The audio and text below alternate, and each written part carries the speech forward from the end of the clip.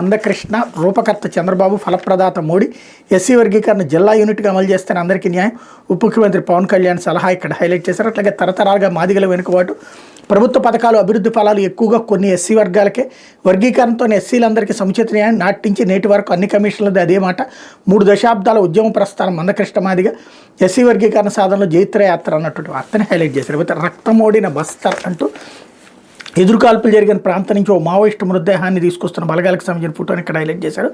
మావోయిస్టులకు మరో భారీ ఎదురు దెబ్బ తగిలింది. ఛత్తీస్గఢ్లోని బస్తర్ డివిజన్లో గురువారం జరిగిన 2 భారీ ఎదురుకాల్పుల ఘటనలో 30 మంది మావోయిస్టులు మృతి చెందారు. ఓ జవాన్ వీరమరణం పొందారు.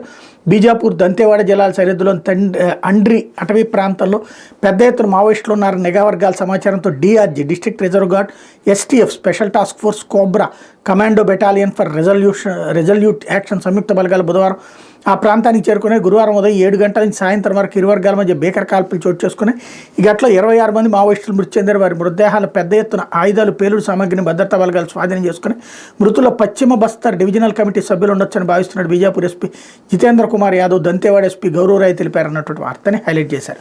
లేకపోతే దొంగల్లా వచ్చి సంతకాలు